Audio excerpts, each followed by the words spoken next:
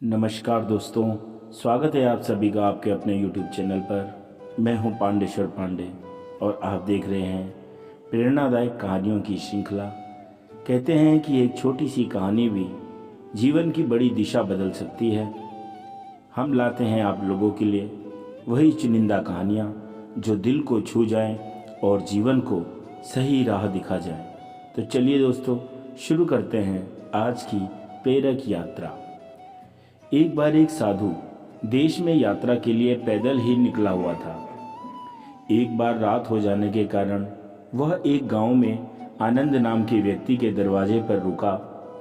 आनंद ने साधु की खूब सेवा की।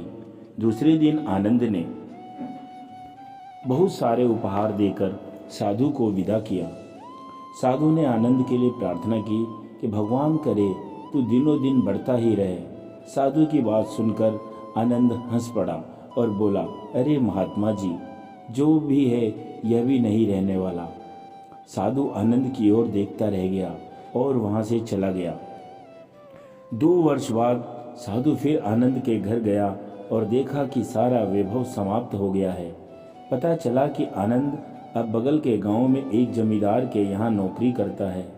साधु आनंद से मिलने गया। आनंद ने अभाव में भी, जब उसके पास कुछ नहीं था तो भी साधु का स्वागत किया।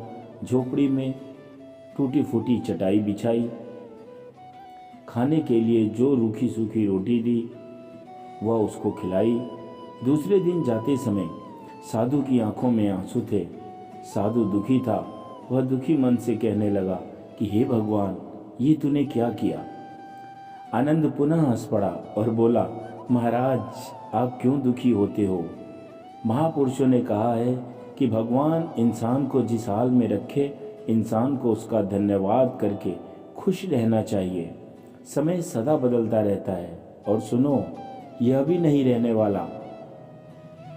साधु मन ही मन सोचने लगा कि मैं तो केवल भेष से साधु हूँ, सच्चा साधु तो ये आनंद ही है। काफी समय बीत गया। कुछ वर्ष बाद साधु फिर यात्रा पर निकला और आनंद से मिला तो देखकर हैरान रह गया। आनंद तो अब जमींदारों का जमींदार बन गया है। मालूम हुआ कि जिस जमींदार के यहाँ आनंद नौकरी करता था वह संतान विहीन था। मरते समय उसकी सेवा भावना से खुश होकर उसने अपनी सारी जायदाद आनंद को दे दी। साधु ने आनंद से कहा कि अच्छा हुआ कि वह बुरा जमाना गुजर गया। भगवान करे अब तो ऐसा ही बना रहे। यह सुनकर आनंद फिर हंस पड़ा और कहने लगा, महाराज, अभी भी आपकी नादानी बनी हुई है। साधु ने पूछा, क्या यह भी नहीं रहने वाला। आनंद ने उत्तर दिया, हाँ, यह भी नहीं रहने वाला। या तो यह चला जाएगा या फिर इसको अपना मानने वाला ही चला जाएगा। कुछ भी रहने वाला नहीं है। और अगर शाश्वत कुछ है तो वह है परमात्मा, और उस परमात्मा के अंश हमारे और आपके अंदर विराजमान यह आत्मा। आनंद की बात को साधु ने गौर से सुना और चला गया।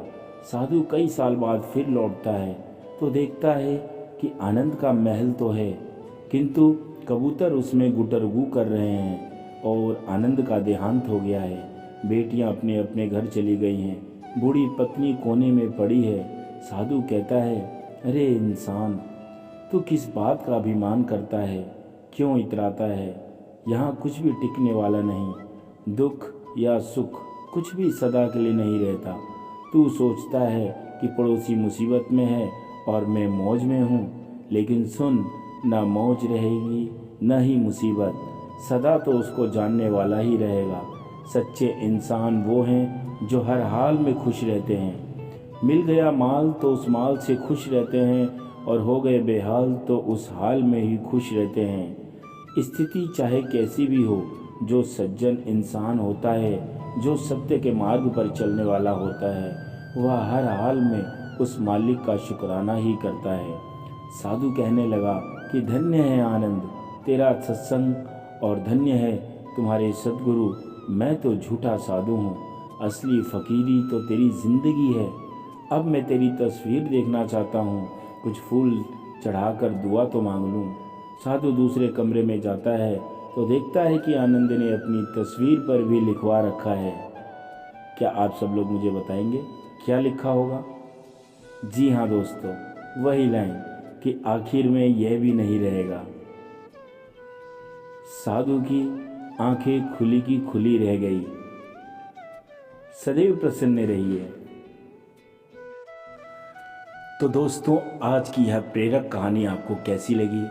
याद रखिए कि जो प्राप्त है वो पर्याप्त है। अगर आपको यह वीडियो अच्छा लगा हो तो कृपया लाइक करें, शेयर करें और चैनल को सब्सक्राइब करके हमारी मेहनत का साथ दें। आपका छोटा सा सहयोग हमें और भी प्रेरित करता है कि नई कहानियाँ, नई सीख आपके लिए लाने के लिए।